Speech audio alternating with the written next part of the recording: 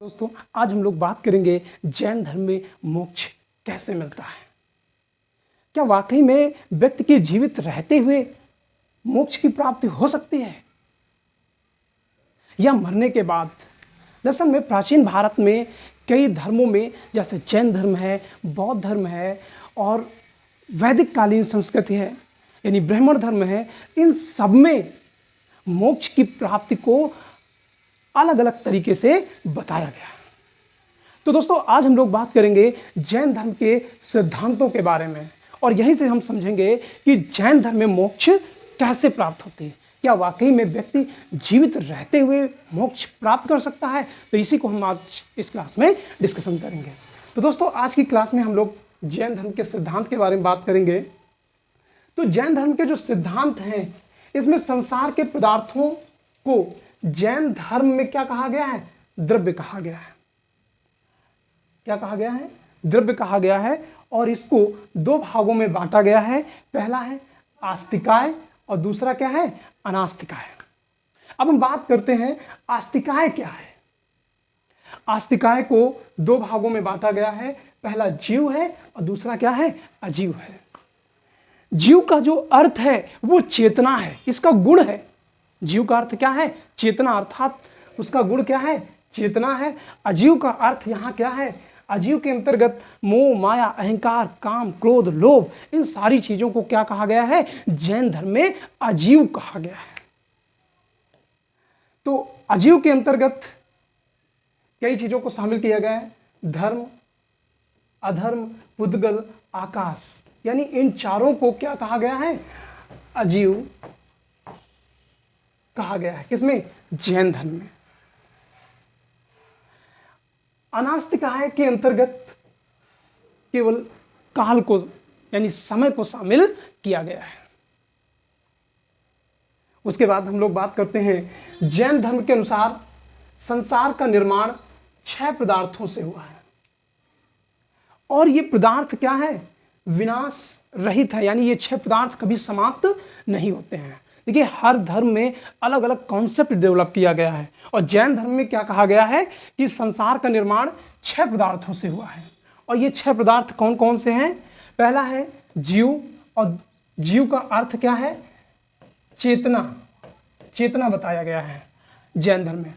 और धर्म, धर्म में गतिशीलता का सिद्धांत दिया गया है। तो प्रश्न पूछ लिया जाता है कि जैन धर्म में गतिशीलता का सिद्धांत किसमें बताया गया है? तो किसमें बताया गया है? धर्म में बताया गया है। अधर्म, अधर्म इसमें जड़ता का सिद्धांत बताया गया है, यानी जो स्थिर रहे। पुद्गल को भौतिक तत्व कहा गया है। आकाश और काल, ये 6 क्या हैं? जैन धर्म में 6 पदार्थों की बात कही गई है। तो 6 पदार्थ पूछ लिया जाता है प्रश्न, जैन धर्म में 6 पदार्थ कौन कौन से हैं? तो जीव, धर्म, अधर्म, पुद्गल, आकाश और काल है। उसके बाद हम लोग देखते हैं आत्मा का भौतिक तत्व से अलग होना निर्वाण की प्राप्ति होती है। अब इसमें भौतिक तत्व कौन से हैं उसको समझने की बात है। तो जैन धर्म में 7 तत्व बताए गए हैं। कितने तत्व बताए गए हैं? देखिए, 6 पदार्थ बताए गए हैं और तत्व कितने बताए गए हैं? 7 तत्व बताए गए हैं, जिनमें पहला क्या है? जीव। जीव का अन्य पदार्थों में, इसी अन्य धर्मों में इसी को आत्मा कहा गया है। क्या कहा गया है? आत्मा कहा गया है। जीव का गुण क्या है? चेतना है। सबसे इंटरेस्टिंग बात है, इसमें अजीव को क्या कहा गया है? अजीव या भौतिक तत्व है, इसके अंतर्गत मोह, माया, अहंकार, काम, क्रोध, लोभ, इन सारी चीजों को किसके अंतर्गत रखा गया है? अजीव के अंतर्गत रखा गया है। तो पूछ लिया जाता है जैन धर्म में अजीव किसे कहा गया है? तो मोह, माया, अहंकार, काम, क्रोध, लोभ, ये सब क्या है? अजीव है। अब देखिएगा, आश्रव, आश्रव का मतलब क्या है? कर्मों के कारण जब अजीव जीव की ओर प्रवाहित होता है, यानी व्यक्ति के अंदर क्या है? काम, क्रोध, लोभ, मोह, माया, अहंकार, ये सब क्या है? अजीव हैं। और किसकी ओर प्रवाहित होते हैं? जीव की ओर। यानी अजीव कौन से हैं? मोह, माया, अहंकार,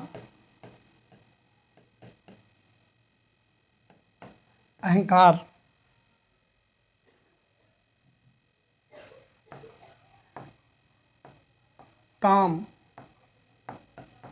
क्रोध, लोभ। तो ये सब चीजें क्या हैं? अजीव कहलाती हैं। और ये कहाँ व्यक्ति के अंदर प्रवेश कर जाती हैं?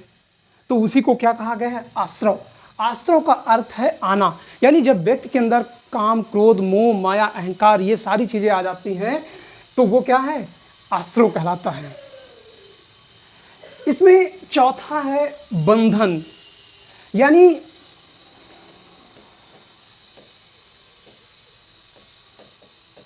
जीवों के पास अजीव का पहुंचना ही क्या है? बंधन है। यानी जब व्यक्ति के पास काम, क्रोध, मोह, माया, अहंकार, लोभ ये सारी चीजें होती हैं तो उसी को क्या कहा जाता है? बंधन। और ये बताया गया है इसी बंधन के कारण क्या है? व्यक्ति बार बार क्या है? जन्म लेता है। बार बार क्या है? मोह, माया, अहंकार, काम, क्रोध, लोभ, इसी के कारण बार बार व्यक्ति को क्या है? जन्म लेना पड़ता है। उसके बाद संवर। जब जीव का अजीव की तरफ प्रवाह रुक जाता है उस अवस्था को संवर कहते हैं। यानी जीव इस तरीके से परिपक्व हो गया कि उसकी तरफ मोह, माया, अहंकार, काम, क्रोध, लोभ ये सारे नहीं आ पा रहे हैं तो उसी को क्या कहा गया है? संवर। और छठा है निर्जरा। निर्जरा का अर्थ क्या है? ये पूछा गया है कि निर्जरा का अर्थ क्या है। यानी जीवों में पहले से विद्यमान अजीव। यानी जब व्यक्ति के अंदर पहले से काम, क्रोध, मोह, माया, अहंकार ये सारे विद्यमान है यानी है, और वो क्या है? समाप्त हो गए, उसी को क्या कहा गया है? निर्जरा।